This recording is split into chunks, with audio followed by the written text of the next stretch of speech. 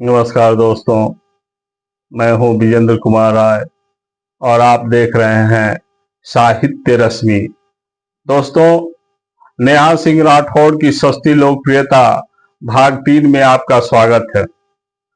मैंने इसके पहले नेहा सिंह द्वारा लगाए गए आरोपों का खंडन किया है जो उन्होंने मोदी जी पर लगाए हैं। 2 वीडियो मैंने इसके पूर्व जारी किया है, आप उसे देखने की कृपा कीजिएगा। और आज मैं उनके द्वारा तीसरे आरोप का खंडन करने जा रहा हूं, जिसमें वो कहती हैं कि चौकीदार अपना चाइना से डरता है, चौकीदार अपना चाइना से डरता है। दोस्तों, डर मनुष्य का एक स्वाभाविक गुण है और कोई कितना कुशल योग्य या सक्षम योद्धा क्यों न हो, नेता क्यों न हो, डर उसे भी लगता है। हर एक मानव को डर लगता है। हमारे साथ उदाहरण के लिए यदि हमारे सामने एक सर्प आ जाए तो हम ये सोच के डर जाते हैं कि वो काट लेगा तो हम मर जाएंगे, और इसी डर के कारण हमारे अंदर उसके खिलाफ हिंसा उत्पन्न होती है और जिसके परिणाम स्वरूप हम उसे मार देते हैं। इस संदर्भ में मैं महाभारत के एक प्रसंग का उल्लेख करना चाहूंगा कि कर्ण और अर्जुन के मध्य युद्ध होने जा रहा था और महाभारत के महानायक कर्ण ने अपने साथी शल्य को संबोधित करते हुए कहा था कि हे मद्र नरेश, वो योद्धा काठ के होते हैं जिन्हें डर नहीं लगता। जरा सामने का दृश्य तो देखिए, 4 श्वेत अश्वों वाला रथ, श्री कृष्ण जैसा सारथी और अर्जुन जैसा महारथी, जिसे देखकर महादेव के अतिरिक्त कोई भी भयभीत हो सकता है। आज जिसको नेहा सिंह राठौड़ मोदी जी को डरपोक कह रही है, चीन से कहती है कि चीन से अपना चौकीदार चाइना से डरता है। थोड़ा मोदी जी के सामने चीन खड़ा है, थोड़ा सा उसकी सामरिक और आर्थिक स्थिति पर तो विचार कर लेना चाहिए। भारत की जितनी पूंजी है उतनी पूंजी तो उसकी हर साल बढ़ जाती है और उसकी सामरिक क्षमता हमसे कई गुना बेहतर है। तो ऐसे में कूटनीति और सूझबूझ से ही ना उसका जवाब दिया जा सकता है। अगर नेहा सिंह राठौड़ तुम्हारे खून में बहुत ज्यादा गर्मी है ना, तो जाकर लड़ो तुम चीन से। चीन की आजादी के समय से ही भारत के खिलाफ टेढ़ी दृष्टि रही है। वहां ये पुराना विश्वासघाती है।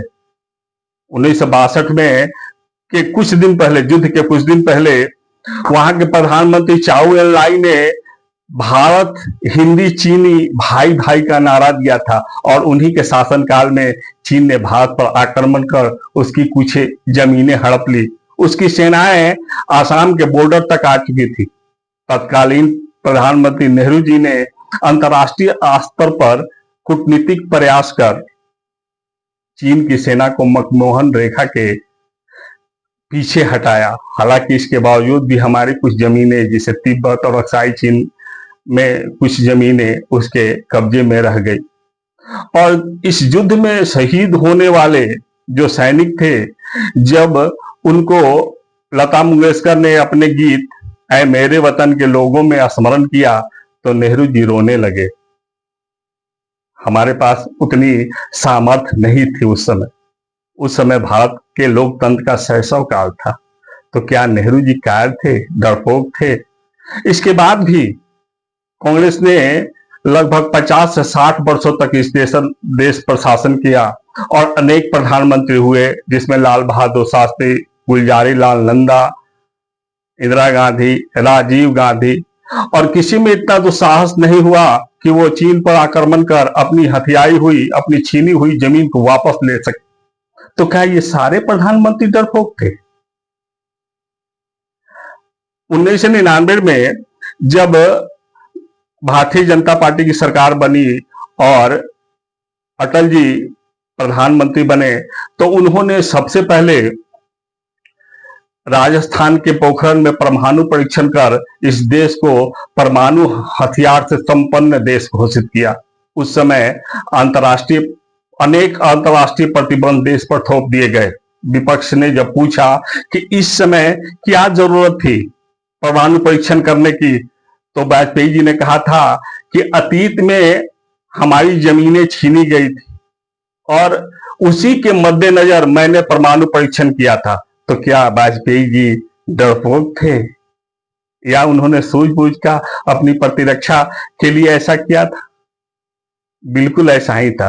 और ऐसे राजनेता को, ऐसे शीर्षस्थ पदों पर बैठे हुए राजनेता को डरपोक कहना कहां तक उचित है? कम से कम डरपोक कहने से पहले ऐसे आदमी, ऐसे शीर्षस्थ पद पर बैठे आदमी के कंधों पर कितनी बड़ी जिम्मेदारी होती है इसको तो समझ लिया होता। कितनी बड़ी जवाबदेही होती है, उसे कितनी बड़ी बलि देनी पड़ती है अपनी निजी भावनाओं की। कभी सोचा है तुमने? नहीं ना। लेकिन मोदी जी के आने के बाद इस देश को एक नई दिशा मिली और परेशानी चीन की यहीं से शुरू होती है। मोदी जी ने भारत को एक नई दिशा दी, एक अंतर्राष्ट्रीय पहचान दिया और यहां मैन्युफैक्चरिंग हब बना करके चीन की परेशानी बढ़ा दी है। दिन रात पूंजी का प्रवाह बढ़ रहा है, निवेशकों का विश्वास बढ़ रहा है। जहां जो संसद 23 से 24 हजार कांग्रेस के युग में रहा करते थे, अब वो 1 लाख को पार कर रहा है। अभी उदाहरण के लिए मैं बता दूं कि एप्पल के जिम कुक ने ट्रंप को ठेंगा दिखा करके एप्पल का उत्पादन भारत में करने का संकल्प दोहराया है। उनके गहरे दोस्त एलन मास्क ने अपना बिजनेस भारत में शुरू करने का इरादा जताया है। क्या ये उपलब्धि नहीं है मोदी जी की? मोदी जी, कई ऐसी कंपनियां हैं चीन में लगी हुई जो भारत की ओर रुख कर रही हैं। जापान में लगी हुई कई कंपनियां भारत में व्यवहार करने का मन बना रही हैं। और ये जो व्यापार या निवेश का अनुकूल माहौल बना है भारत में, ये मोदी जी की देन है। मोदी जी इसके लिए बधाई के पात्र हैं। ये श्रेय, सारा श्रेय मोदी जी को जाता है। तो क्या मोदी जी ये नहीं समझते कि चीन ऐसा क्यों कर रहा है? क्योंकि चीन का जो एक छत्र राज है अब वो छीनने वाला है और मोदी जी से छीन करके ही रहेंगे। भारत विरोधी जो भी पाकिस्तान की गतिविधियां चलाई जाती है उसमें प्रत्यक्ष या परोक्ष रूप से चीन का हाथ रहता है। और इसका उदाहरण देख सकती हो, जो सिंदूर ऑपरेशन चलाया गया था हाल में ही, तो उसमें कई ऐसे मोर्टार, ड्रोन और राइफल मिले हैं सबूत के तौर पर, जो चीन में बने थे। चीन तो चाहता है कि भारत अनावश्यक युद्ध में धकेल चला जाए या उसमें आंतरिक गृह युद्ध फैल जाए ताकि निवेशकों का विश्वास उठ जाए और इसमें जो पूंजी का प्रवाह बढ़ रहा है वो बंद हो जाए। और मोदी जी ऐसा होने नहीं देंगे।